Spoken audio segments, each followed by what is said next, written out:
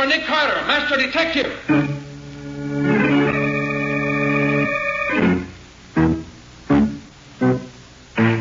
Yes, it's another case for that most famous of all manhunters, the detective whose ability at solving crime is unequaled in the history of detective fiction. Nick Carter, Master Detective.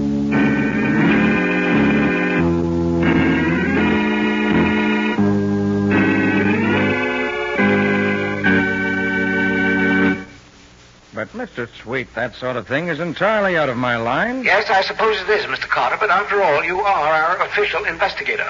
All right. I'll have one of my men take care of it. Now tell me again what you want me to do. One of our clients is being sued as a result of an automobile accident in which a woman was very severely injured. Our client got the name of one witness, but another witness got away before he could find out who he was. Now, our client says he was a very tall, thin chap with red hair, probably in his late 20s. A bystander told him that he thought this man lived just a couple of blocks away. That's all we know about him. But his testimony is extremely important to us in our defense of the case. We must find him at once. All right, Mr. Sweet, we'll find him. Where was the collision? Corner of Boylston Avenue and 2nd Place on the north side. And this red-haired young man lives a couple of blocks from there in some unknown direction? That's what we believe, Mr. Carter. All right. I'll send Mr. McGlynn out at once. Thank you. As soon as we have something definite, I'll let you know.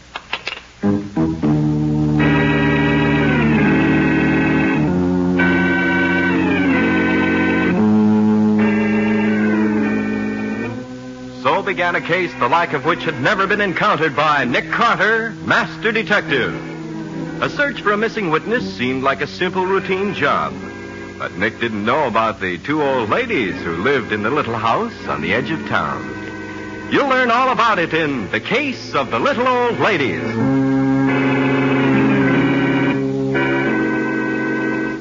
You say you don't know nobody with red hair? No, I don't. Keep on trying.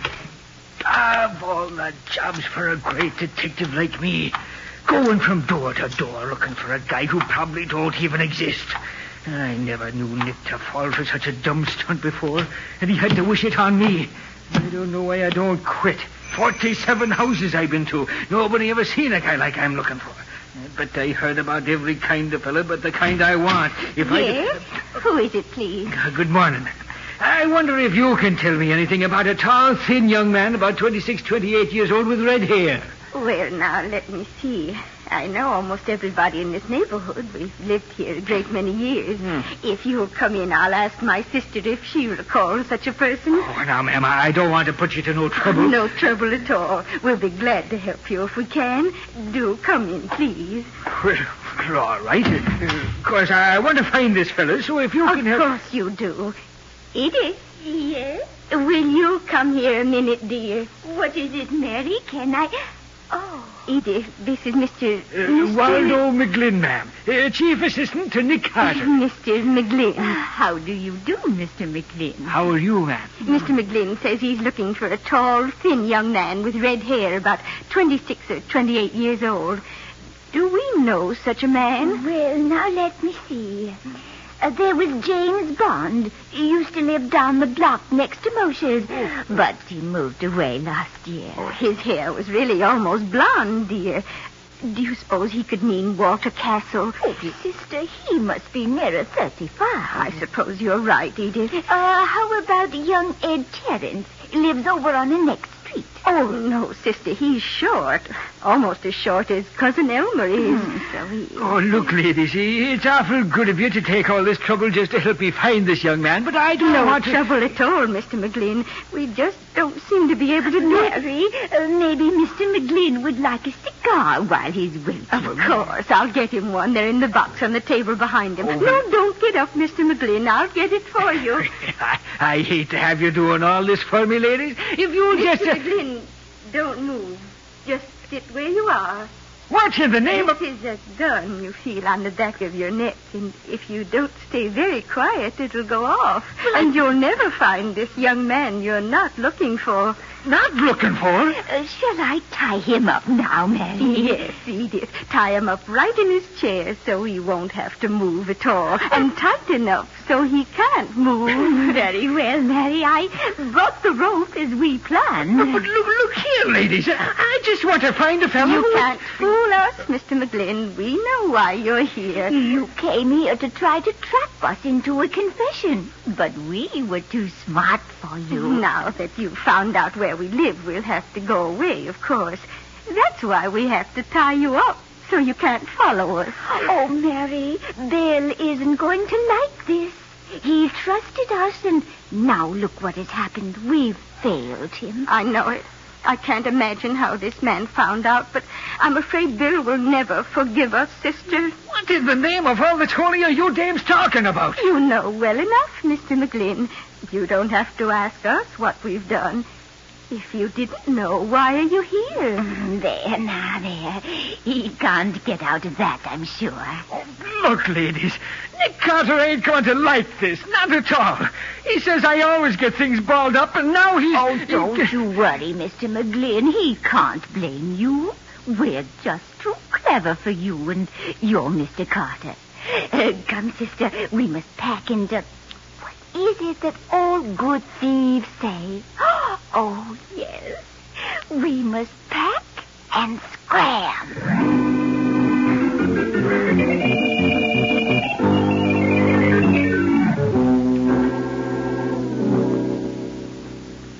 There you are, Waldo. Free as a bird. Oh, thanks, Cubby boy.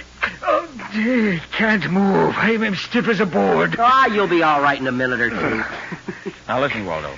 You say these two old ladies tied you up so as to give them time to move out? Yeah, that's what they said, Nick.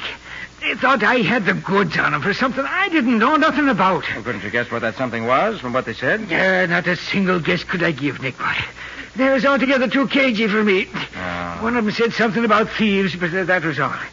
Oh, by the way, Nick, I forgot to ask you, how did you happen to find me here? That was easy. Patsy told us what route you were planning to follow, and we followed you. Oh. You had called at the house on the left, but you never got to the one on the right. This house being empty, it was a good bet that you were here. Nick unlocked the door, and here you were, waiting for us. Waiting for you?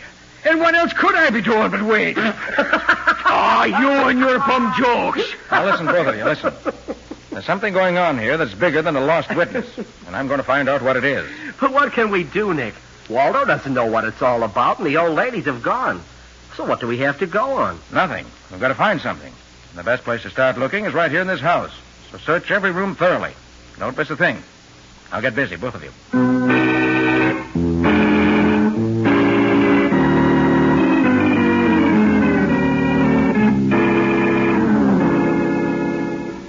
And all you found was that burned paper? That's all, Patsy. And what good that is, I'm darned if I can see. When a piece of paper is burned as bad as that was, so you can't even see if it had writing on it or not, I give up. Oh, that's where science comes in, Waldo. If science can tell Nick what was on that paper, I'll take my hat off to it.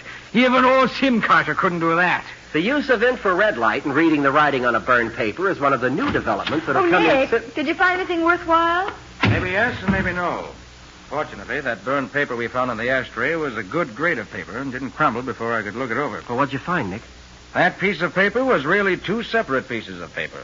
One was a wrapper off a bundle of bills, showing that the package was put up by the First Mutual Bank on Canal Street and had contained $100, probably in small bills. The other was part of a letter. Oh, what did it say? All I could make out was, "Another month, dear aunts. It'll be safe to use the money. So we..." And that's all. Fat lot of help that is. Patsy, do we have any record of the First Mutual Bank being robbed in the last year or so? Oh, I'll see, Nick. The money this wrapper was on obviously came straight from the bank. No, nothing on the First Mutual at all. But the records show there was a payroll robbery about 6 months ago, in which the payroll messenger was robbed of $153,000 that came from that bank.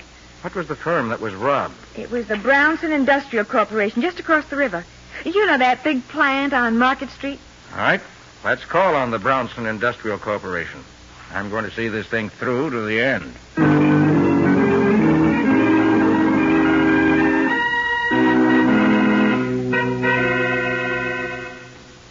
You want to see me, mister? I do.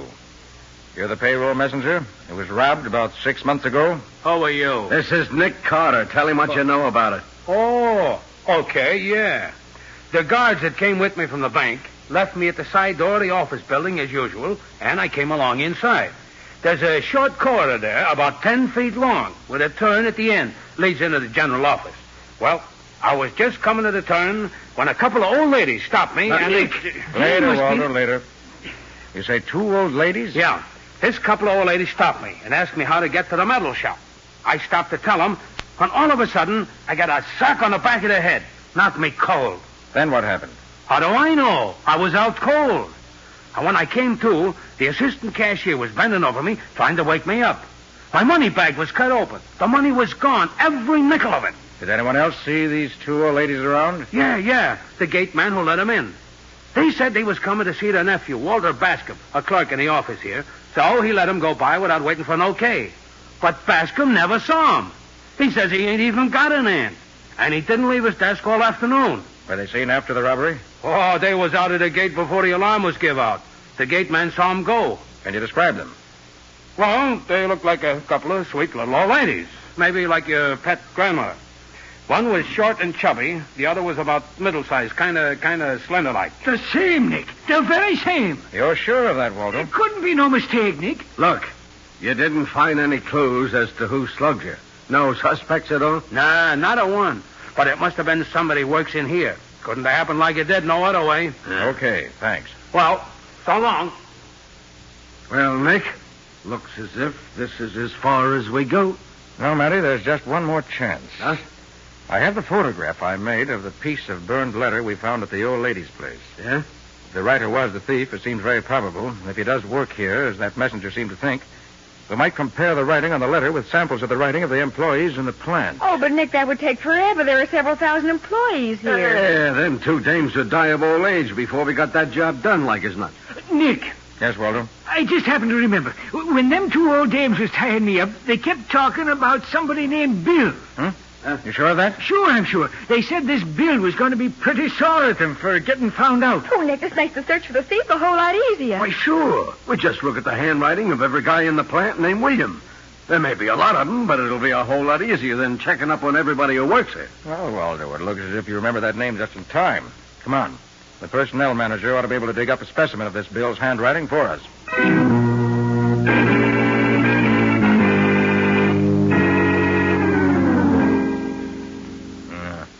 Much as I regret to say it, isn't this William either. You mean to say that out of 347 guys named William who signed these employment cards the personnel manager gave us, there ain't one that writes like the sample in the photograph? To the trained eye, there's not one of them that's the same. Oh, Nick, that means the whole theory that an employee stole the money is out the window. Yeah, that leaves us exactly nowhere. Nick, maybe the guy's name ain't William at all. Bill could stand for some other Why, name. of course, Walter. That's the answer. It must be. His name was Wilbur or Wilfred. Well, or come something. on, let's get busy. We only have a few hundred more names to look through.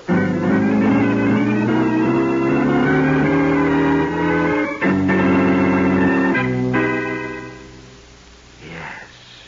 This is it, all right. Who is You it, sure? Nick? Wilfred Bergen. Works in the stockroom.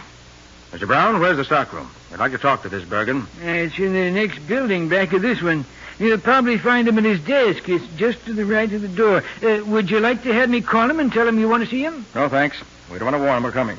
We don't want him to get away before we have a talk with him.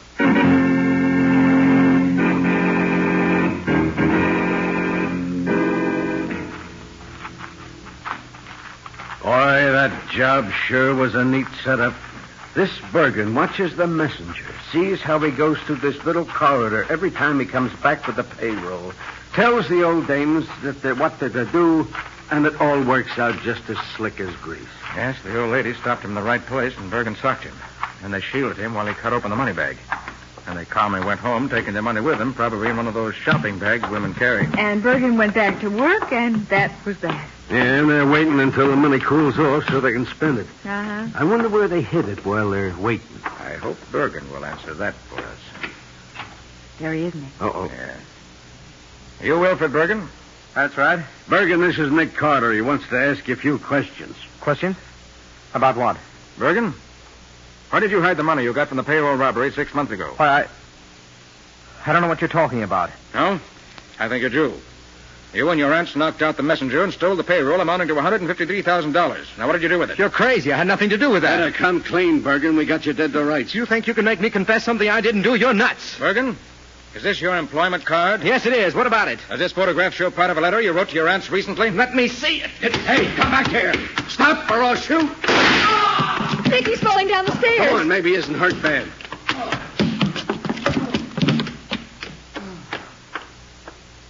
You won't die, Bergen. You only got shot in the leg.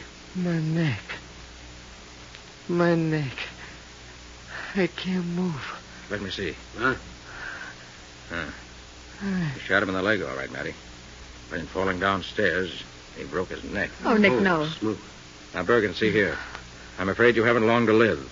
Before you go, tell me, where's the money? Isn't there something we can do for him? I'm afraid not, Patsy.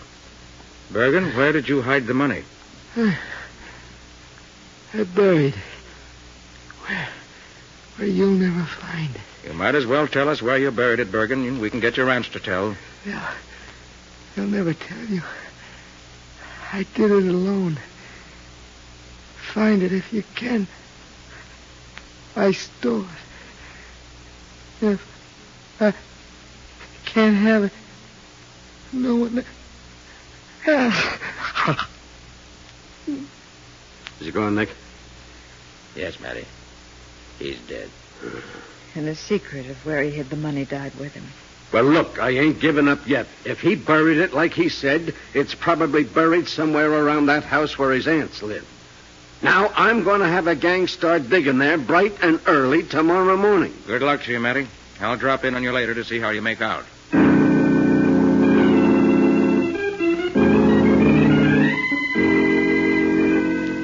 Hello, Sergeant. Having fun? Hi, Matty. How you making out? As if I couldn't see for myself. Oh, I ain't making out, Nick. We've been over this whole doggone lot and not a sign of the money. Oh, apparently Bergen must have buried it outside the limits of the property. Well, if he did, he can stay there for all of me. Do you realize, Nick, that this is the last street in this section? From here out, it's open country, and the darn stuff could be buried anywhere for the next 5 miles. Matty, if I can tell you right where to dig for the money, will you try it once more? Nick Carter, you've been holding out on me again, so help No, me. Matty, no, I haven't been holding out on you. Just answer my question. Yeah, I'll try it once more. But look, if it don't work, keep away from me next time I see you. Okay, Matty. Meet me here in the morning about 10 o'clock. I may have something for you. So long. So long, Sergeant. Nick, you really have an idea? I do. I believe I can come back here tonight and locate the exact spot for him. Well, tell me, Nick, what's your plan? I'm going to get hold of an army officer I know and have him help me. Help you what? Locate the money. Is that all you're going to tell me? That's all for now. I like to surprise you, Patsy. Oh, someday you'll tell me something and I'll surprise you. I'll probably drop dead at your feet.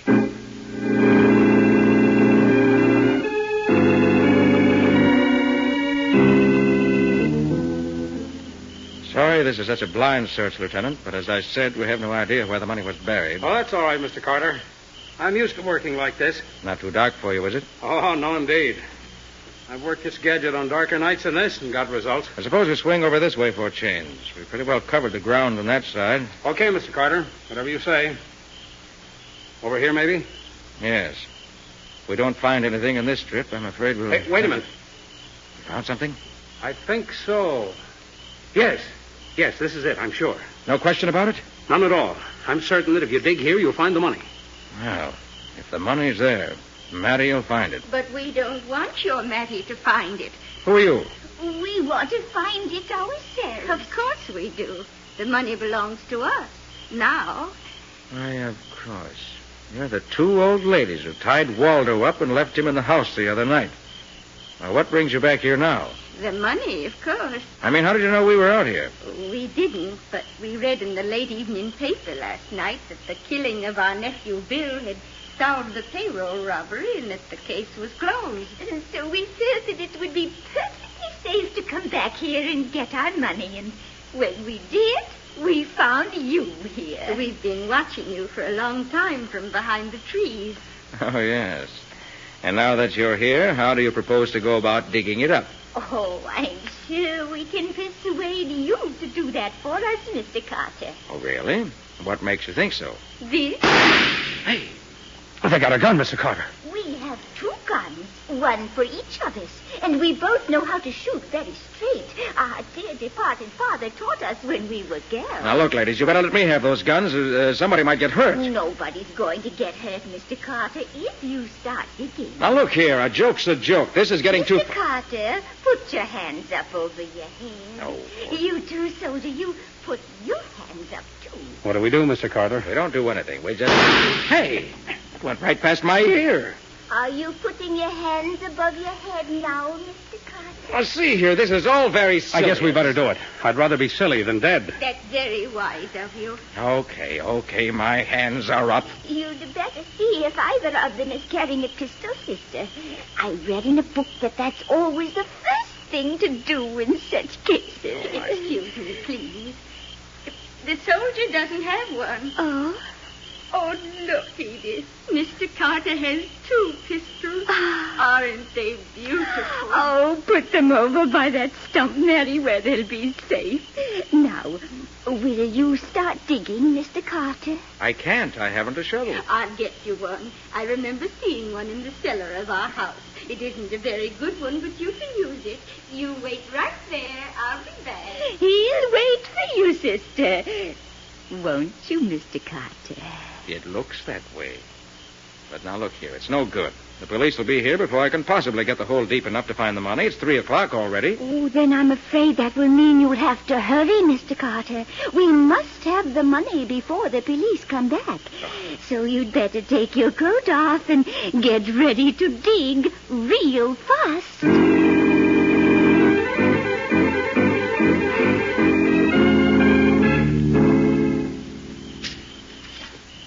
Look, sister. The soldier has gone to sleep. Yes, poor dear. He must be all worn out watching Mr. Carter work. Oh, what time is it? 7:30. Oh, dear, I do hope we can find the money before the police arrive. Mr. Carter?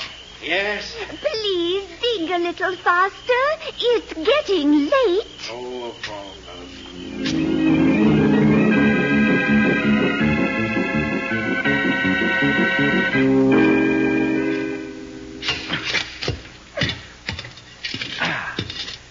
That's it, all right. Well, at least I have the satisfaction of knowing we found the right place. Well, after 10. Matty ought to be here by now. Are you 2 still up there? Yes, we are. So don't stop digging. We must get that box before the police arrive. I don't have to dig anymore. I found it. You found it? Sister, wake up. Mr. Carter's found the money for us. Isn't he nice? He's found it. Oh, what a lovely man he is. Soldier. Yes, yeah? Will you help Mr. Carter get the box out of the hole, please? You mean he's found it? Yes, I found it. Oh, here it is.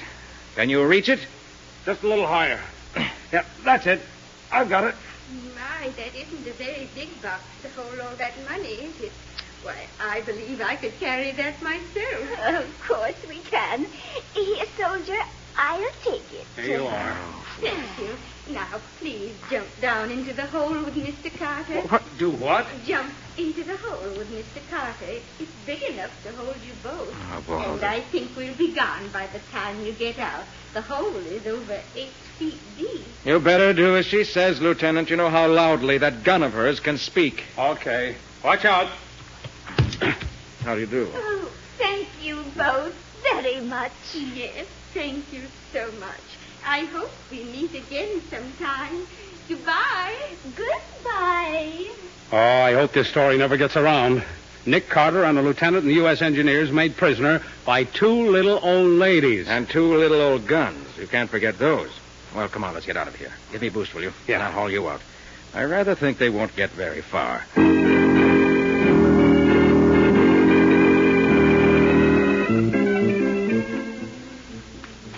Oh, I'm so glad we found this money before those horrid policemen got here. Oh, yes.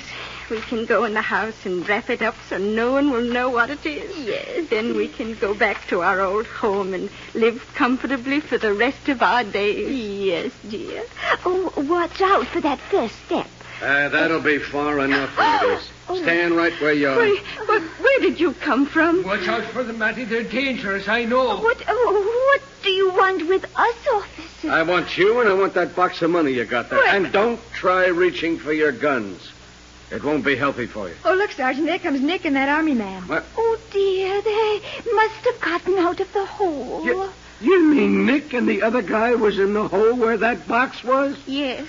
We hoped they wouldn't get out till after we'd gone. That nice Mr. Carter dug the money up for us all by himself. Nick dug it up? Well, I never. Hey, Matty, have you got the money? Yeah, the money and the dames both, and they won't get away from me, I can tell you. Well, I gotta say one thing for old Sid Carter. He never let a couple of old dames get him in a hole. He knew how to handle women, he did. What happened to all your science, Nick? The science was on their side this time, in the form of a couple of guns. And they could shoot them, too, believe me. Now, you both stop razzing Nick. He did the best he could. Didn't you, Nick? Yes, Patsy, I did the best I could. I stalled around with the digging until time for Matty to show up. Of course, if they hadn't been two old ladies, I could have... Yeah, sure, we know. If they hadn't been so weak, you could have overpowered them both, single-handed. Hey, Nick, tell me, how'd you ever find where that money was buried? Patsy said you was using some kind of a trick device. It's just a mine detector, Waldo, same as they use in the war to find hidden mines. The detector can find hidden metal even when it's buried as deep as this box was. How deep was it, Nick? 8 feet. And if you don't believe me, look at these blisters. Oh. Nick, look. See that chap standing there watching us? Certainly I see him. What about him? Red hair, tall, thin. Must live in this neighborhood or he wouldn't be standing there kibitzing. Isn't that the witness Waldo started out to find? You're right, Patsy. And as Matty has the thieves and the money, and we have our witness, we can consider the case closed. Except for these blisters of mine. Nick, boy, your old father used to say, never be ashamed of honest toil. Remember that, Nick. Never be ashamed of honest toil, even if you do happen to be doing it at the point of a gun.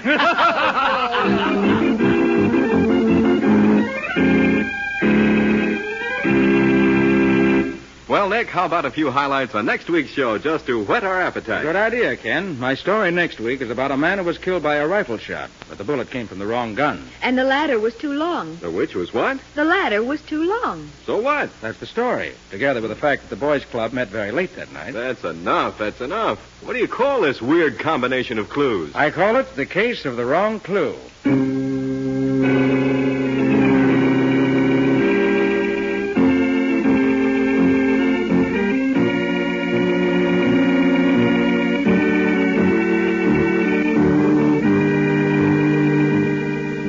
Nick Carter, Master Detective, which is produced and directed by Jock McGregor, is copyrighted by Street and Smith Publications, Incorporated. Pictured stories of Nick Carter appear in every issue of the Shadow Comics. In The Return of Nick Carter, Master Detective, Lon Clark is starred as Nick, Charlotte Manson is featured as Patsy, Matty is played by Ed Latimer, Waldo by Humphrey Davis, and Scubby by John Kane. Original music is played by George Wright. Script is by Jock McGregor. Any resemblance in these programs to actual persons, living or dead, or to actual places is purely coincidental. Nick Carter, Master Detective, is presented over most of these stations each week at this same time. This is Ken Powell saying so long until next week.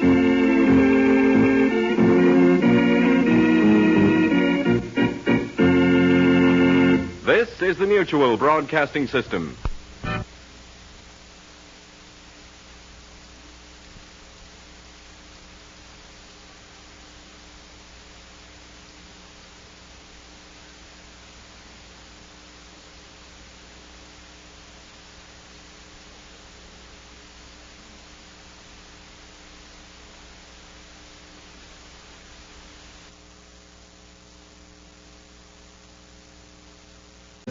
So began a case the like of which had never been encountered by Nick Carter, Master Detective.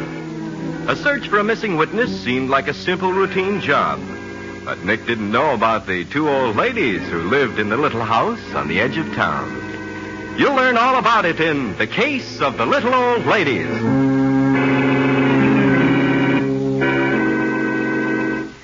say you don't know nobody was right here? No, I don't. Keep on trying. Of all the jobs for a great detective like me, going from door to door looking for a guy who probably don't even exist. I never knew Nick to fall for such a dumb stunt before, and he had to wish it on me. I don't know why I don't quit. 47 houses I've been to. Nobody ever seen a guy like I'm looking for. But I heard about every kind of fella but the kind I want. Yes? Who is it, man? Well, now let me see. There was James Bond. He used to live down the block next to Moshe's, but he moved away last year. Oh, his hair was really almost blonde, dear. Do you suppose he could mean Walter Castle? Oh, sister, he must be nearer 35. I suppose you're right, Edith. How about young Ed Terrence? He lives over on the next street. Oh, no, sister, he's short. Almost as short as Cousin Elmer is. So he is. Oh, look, ladies, it's awful good of you to take all this trouble just to help me find this young man, but I don't want to... No trouble at all, Mr. McGlynn. We just don't seem to be able to do it. Mary, maybe Mr. McGlynn would like a cigar while he's waiting. Of course, I'll get him one. They're in the box on the table behind him. Oh, no, don't get up, Mr. McGlynn. I'll get it for you. I hate to have you doing all this for me, ladies. If you'll just... Mr. McGlynn, don't move, please. Good morning. I wonder if you can tell me anything about a tall, thin young man about 26, 28 years old with red hair. Well, now, let me see. I know almost everybody in this neighborhood. We've lived here a great many years. If you'll come in, I'll ask my sister if she recalls such a person. Oh, now, ma'am, I don't want to put you to no trouble. No trouble at all. We'll be glad to help you if we can. Do come in, please. Well, all right. Of course, I want to find this fellow, so if you can help... Of course you do. Edith? Yes? Will you come here a minute, dear? What is it, Mary? Can I... Oh. Edith, this is Mr. Waldo McGlynn, ma'am. Chief Assistant to Nick Carter. Mr. McGlynn. How do you do, Mr. McGlynn? How are you, ma'am? Mr. McGlynn says he's looking for a tall, thin young man with red hair, about 26 or 28 years old. Do we know such... Automobile accident in which a woman was very severely injured. Our client got the name of one witness, but another witness got away before he could find out who he was. Now, our client says he was a very tall, thin chap with red hair, probably in his late 20s. A bystander told him that he thought this man lived just a couple of blocks away. That's all we know about him. But his testimony is extremely important to us in our defense of the case. We must find him at once. All right, Mr. Sweet, we'll find him. Where was the collision? Corner of Boylston Avenue and 2nd Place on the north side. And this red-haired young man lives a couple of blocks from there in some unknown direction? That's what we believe, Mr. Carter. All right. I'll send Mr. McGlynn out at once. Thank you. As soon as we have something definite, I'll let you know.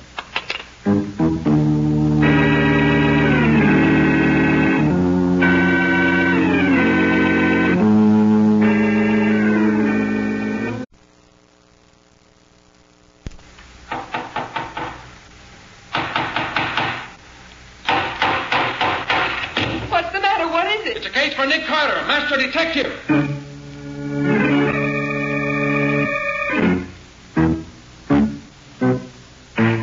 Yes, it's another case for that most famous of all manhunters, the detective whose ability at solving crime is unequaled in the history of detective fiction. Nick Carter, Master Detective.